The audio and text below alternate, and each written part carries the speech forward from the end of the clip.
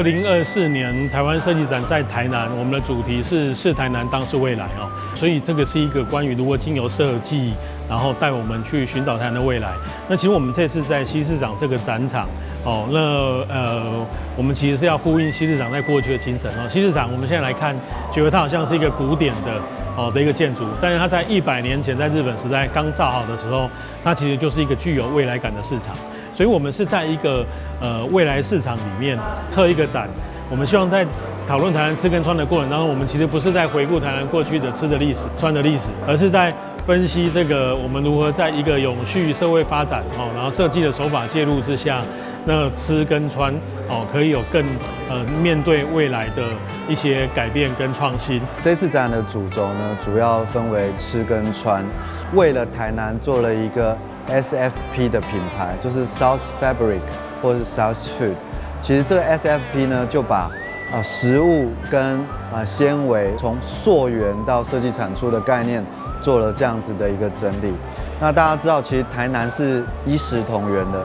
比如说我们在吃虱目鱼的同时，虱目鱼的鱼鳞其实可以借由这个胶原蛋白的这个提取，然后做成这个虱目鱼鳞的纱线。那像香蕉叶啊，像凤梨叶，其实这样子的植物性纤维呢，也可以做成衣服的原料。像我现在身上穿的这个呢，就是由台南的这个牡蛎的壳经过击碎之后，再重新制成的这个牡蛎纱。但是我们透过溯源的旅程，带大家离开台南市，可能到更外围的地方去看看，比如说虱目鱼的养殖啊，去看看白河的莲子跟莲藕啊。那我们再将这样子的灵感交给比如说料理人这个冰品的达人，然后制作调酒文化的这个 TCRC 的阿翔，借由这样子的跨域合作，其实把台南原本的不管是纤维的原料，或者是食物本身的这个农产品，然后透过设计让它拥有新的面貌。那在这一次的展览里面呢，大家就可以购买到用牡蛎纱线做成的服饰，或者是你可以吃到全黑的芒果冰，那都是一个在游晃中了解台南、认识台南，然后重新对台南有一种新的认同跟想象力。掌握施政3分钟，台南进步向前冲。台湾设计展是台湾的年度大事之一。那我们除了这个美术馆2馆，这个是中央择定的展场之外呢，我们台南市也把西市场这个活化，然后整修之后，成为我们台南市政府的展区，两者互相呼应，而且距离很近，正好象征了这个美术馆2馆是最新的建筑，也是这个非常新式的这个式样。那我们的西市场呢，又是一个过去在1910年代成立的这个西市场，那所以说距离现在也接近100年了，所以说有非常非常值得大家来看的地方，新旧互相辉映，然后设计展的内容也是非常值得大家一看再看。那在设计展过后呢，这个西市场的摊贩即将搬进来了，除了里面有很漂亮的地方发思古之幽情之外，户外也是一个非常好的聚会所，所以欢迎大家一起来我们西市场。那从台湾设计展出发，西市场再现风华。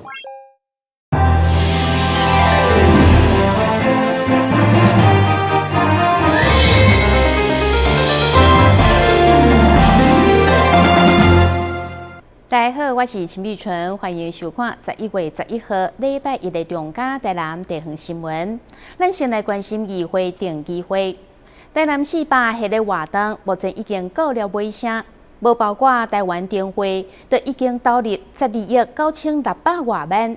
议员沈振东伫市政总之前，除了询问活动有啥物效益以外，也检讨台湾设计展。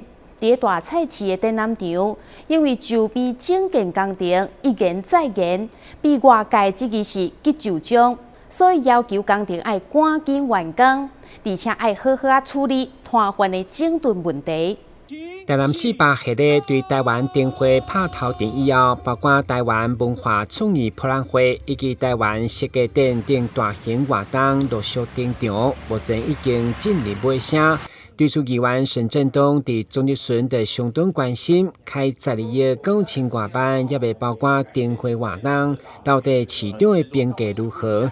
对此，市长回应有超过半数的古迹修复等有形甲无形的价值。从去年的全国运动会，当然那不是台南400，但是包括到今年的台湾灯会，还有文博会，现在的设计展，还有你刚刚提到的比较中小型的展览，包括体育展，这些部分是活动的。但是我们希望活动的办完以后，还是会留下东西，例如硬体的，像那个主灯啊，还有很多其他的副灯哈，其他的灯也都散置在各地。那这个另外一个部分就是一个很好的一个主办的经验。讲到台南市吧，议员陈振东主要是关心台湾设计展以大菜市的古迹为主要的展览场，就希望古迹再现风华。不过因为周边工程一拖再拖，真侪硬体拢也未完工，所以被外界质疑是急救章，所以要求市府尽速完工，嘛互摊商伫明年会当如期进驻。文资审议大会就是说一排就是一排，不要再种3排、4排、2排，就是一排。那在这样的一个状况之下，我们幸好有台湾设计展，要不然我想现在是西市场这个一排的卖店，搞不好现在还没有办法可以出现这样的一个状况。所以未来我们的就是讲，伫后边迄个阶段9月了后，头有4个到5个工班伫当中啦。当然是啊，这些公班那不都是因为了要台湾设计展，所以所请出来协助帮忙的吗？到了最后，市长进来的时候，还必须要就是所有的工人全部都要让开，才可以去做这样的一个处理。那你不觉得说台湾如果没有台湾设计展，就没有办法可以把这一排卖店去把它做展出？那你明年到底能不能够可以让摊商可以如期如实如质的回来？台南新闻军籍林英根采访报道。台南有一间做电鍍业者，2当前工厂排放废水的水样送检验无符合标准，被市府依法处以罚金。即马搁伫上诉，议员郭清华伫总质询就替业者请命，伊认为这个案的抽验数据有问题，裁罚的金额无符合公平正义，敢是要害业者破产？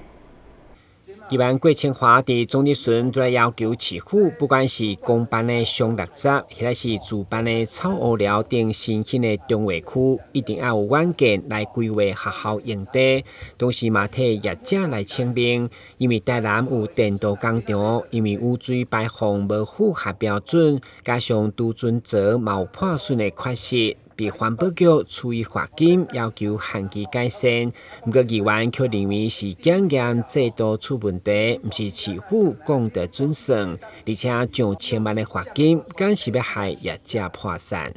恁采水转去，恁若采业者采，本色一直甲恁讲，恁采业者采，恁中留一个标准出来，双方签名，有争议的时阵啦一个送第3会安那你安那会公证单位来公证，是安这个代志袂当做，互业者啦有当时恁验的，他们做的落差足济，害业者甲恁跪，害业者面临破产。恁看完安尼做的我民意代表袂当互恁安尼做啦，市长检讨一下啦。是。你讲的议员所指证的是这个环保的这个污水的检验就对啊。对，因检验的啦，罚千几万啦；人检验的啦因家己检验的啦，罚几十万啊尔啦。因检验的数字啦20几%啦，人检验的数字啦5、6%啦，拢烧上用遐水啦。是安怎我知影，我来检讨一步。环保局表示，目前该案业者虽然坦承缺失，不过有关裁罚的部分也未定案，敢是千万的天价，也搁在上诉当中。台南新闻军籍林英根采访报道。议员周家伟伫总质询指出，这南部县市拢被绿鬣蜥困扰，而且伊阁用惊世骇俗来形容咱台南市为保绿鬣蜥，半冬来拢集中伫林德区的大甲里，占了5成6以上。所以这期到底这个所在是有啥物特殊的环境，才会掠到这么多绿鬣蜥？要求爱进一步研究，甚至成为全国模范区。根据了解，台南市今年到达掠绿鬣蜥的数量达高达10705只，打破历年纪录。嘛，互绿鬣蜥繁殖已经影响生态甲作物的危机，必须关心。对此，议员周家伟伫中职村嘉义市府半冬来委外掠到统计发现，今年台南拢集中伫林德大甲里，到底厂商有啥物撇步伫遮移除？当地各有啥物款的特殊环境？要求市府进一步研究，检测当成为全国模范区。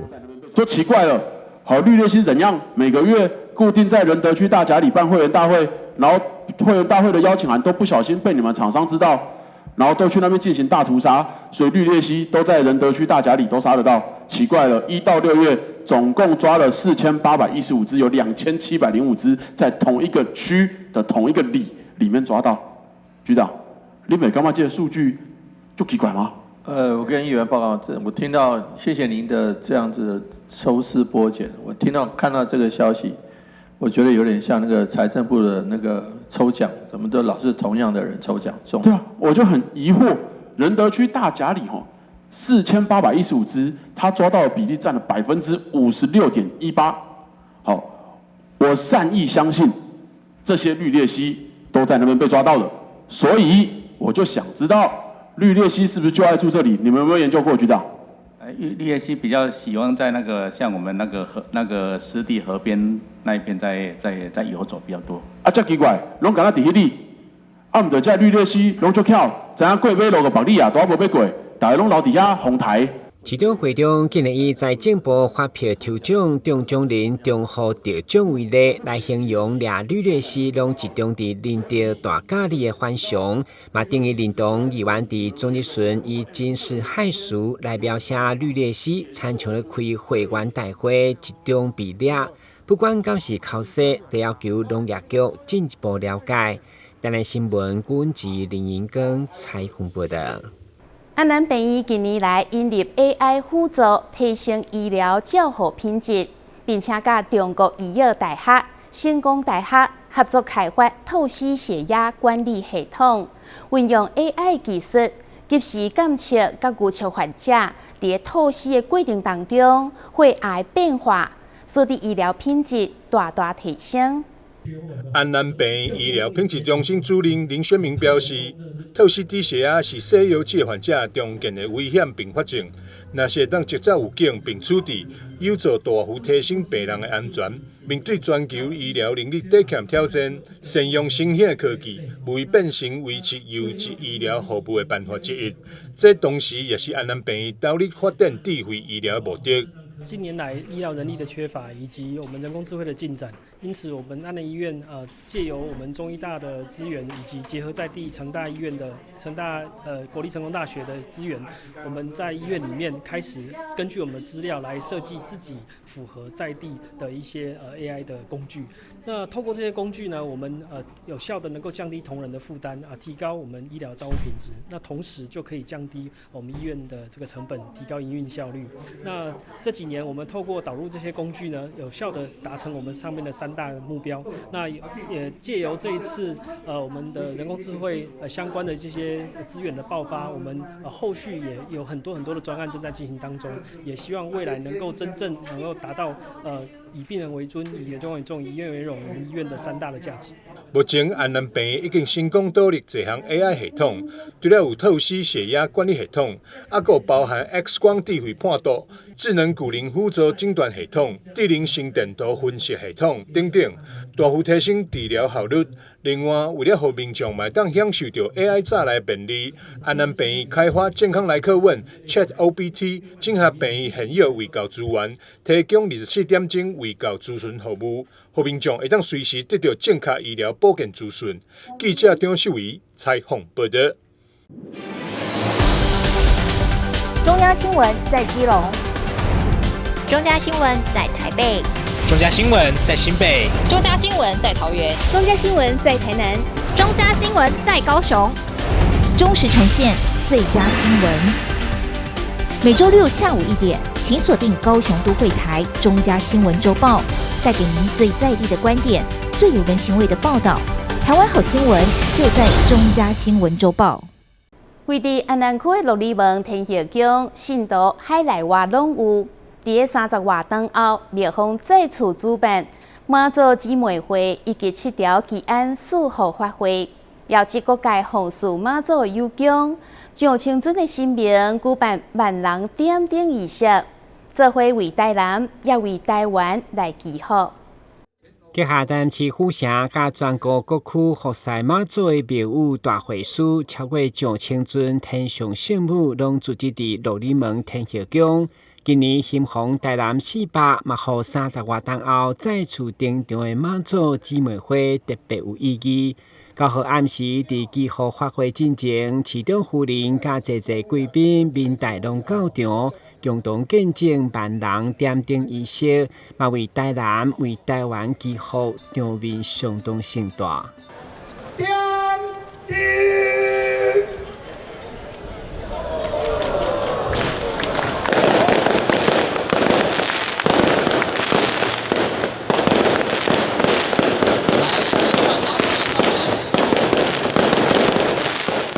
前2年能够姐妹会山海情姐妹会哈，这是非常盛大，而且今年先预告一下会更盛大。我们期待这样子的姐妹情姐妹会能够延绵长，能够千百年还能够继续下去，这是我们当西社妈祖的囡仔期待的代志。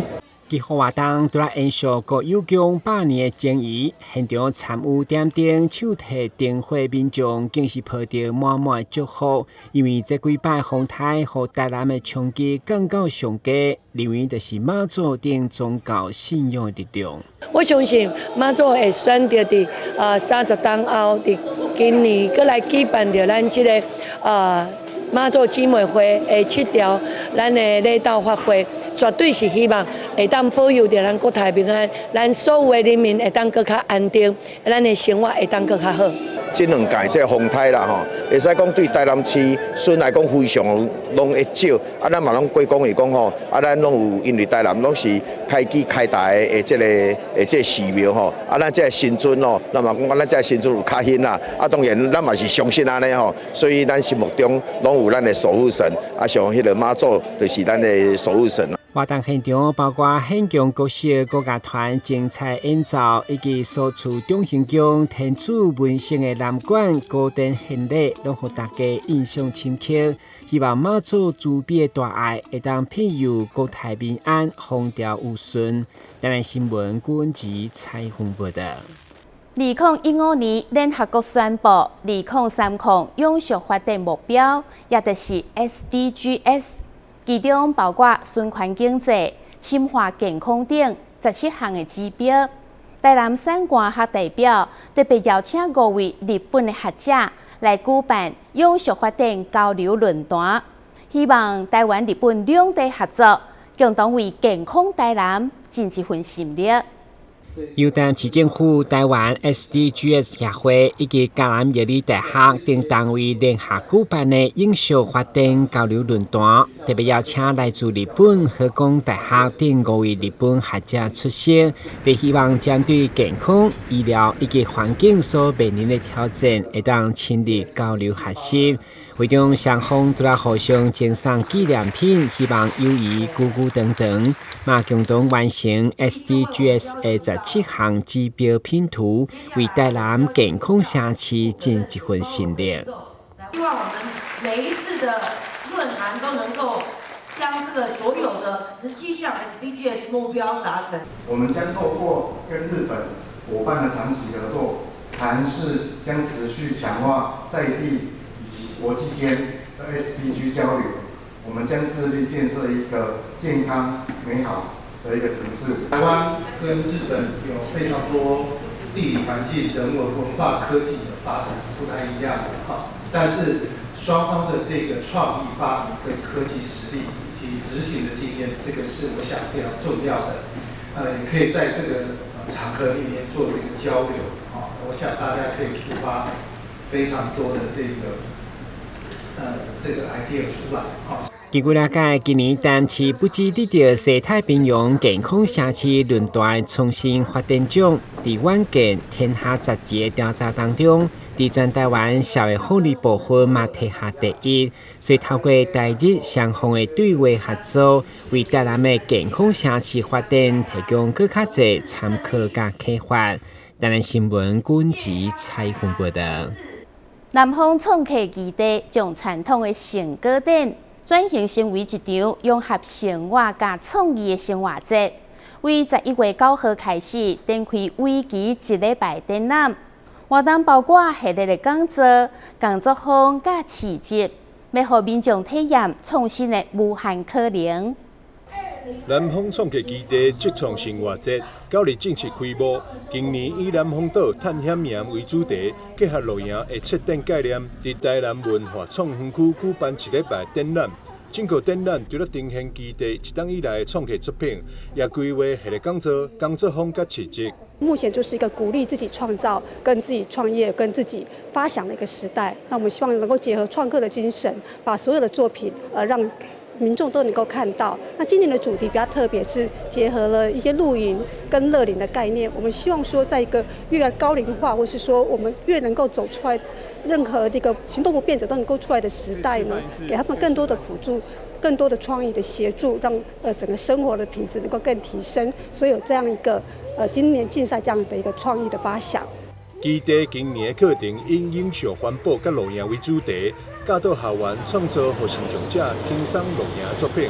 总共有50名学员作品参赛，为当中选出前3名甲3位优选作品展出。现在高龄化社会就是已经是未来的趋势了。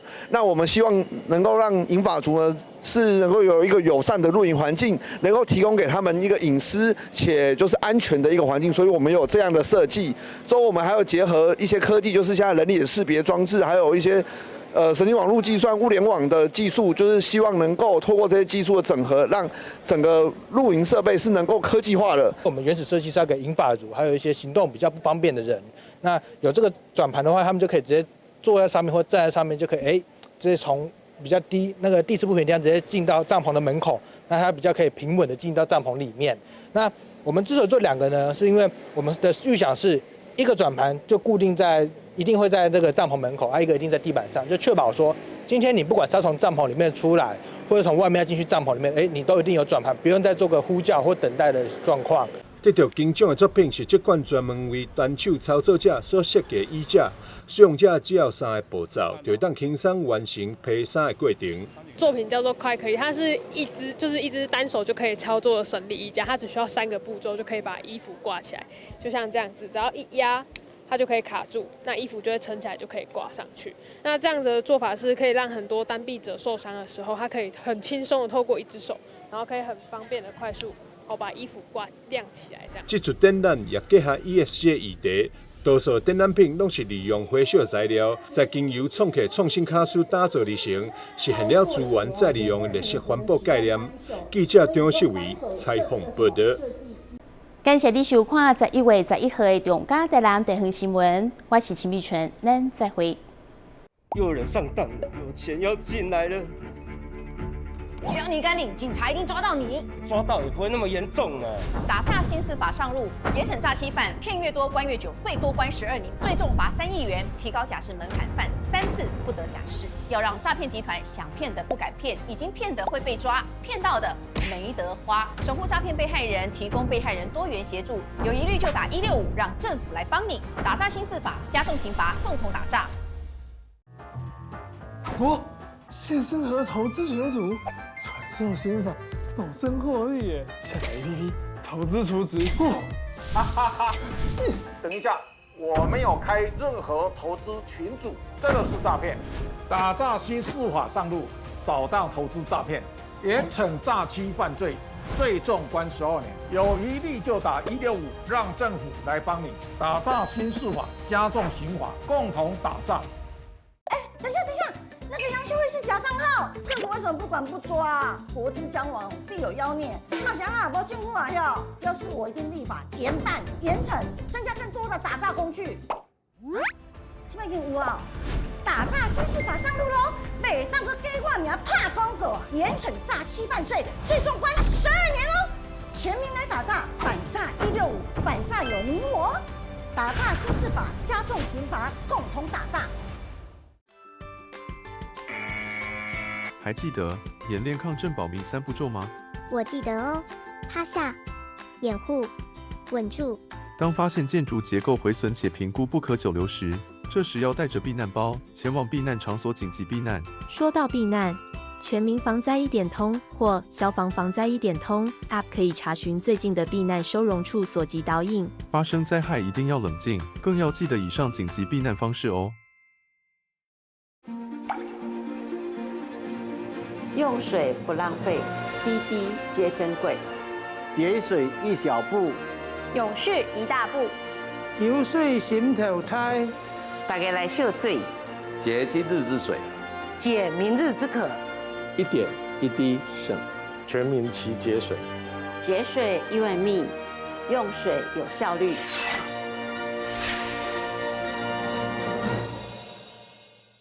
避免阳光直射，距离墙面10公分以上。定期清冰箱，让内部冷气流通。温度设定26到28度，家电扇助循环。睡觉定时4小时，滤网2周洗1次，提高降温效率。更换 LED 灯具，省电50%。随手关灯，选购有节电标章、效率1级的产品。随手关灯，节能减碳，减轻地球的负担。节能省电救荷包，爱护地球一起来！消灭用电怪兽大作战，请你跟我这样做。消灭冰箱怪兽这样做，避免阳光直射，距离墙面10公分以上。定期清冰箱，让内部冷气流通。热时冷却再放入，减少耗电量。不要频繁开关，压缩机运转很耗电。消灭冷气怪兽这样做。温度设定26到28度，家电扇助循环。睡觉定时4小时，滤网2周洗1次，提高降温效率。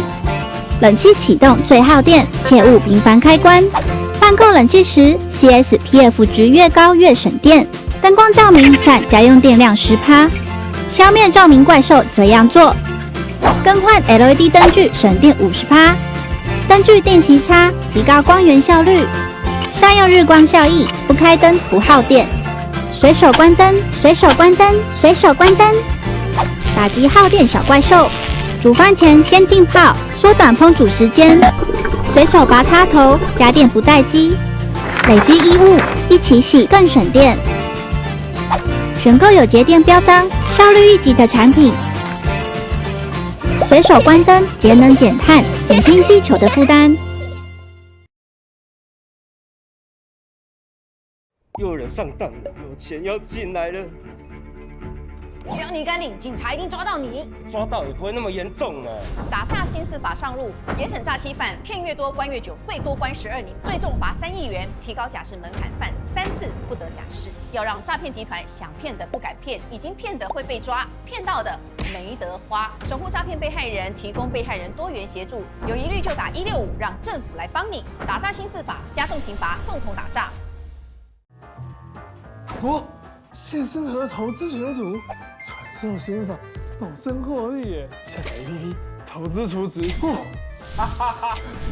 等一下，我没有开任何投资群组，这个是诈骗。打诈新释法上路，扫荡投资诈骗，严惩诈欺犯罪，最重关12年。有疑虑就打165，让政府来帮你。打诈新释法，加重刑罚，共同打诈。等一下。